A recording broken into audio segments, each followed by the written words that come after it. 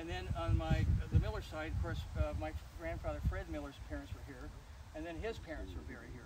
So we have a lot of ancestors that were buried here. So these pictures are on that kiosk if you want to look at them more.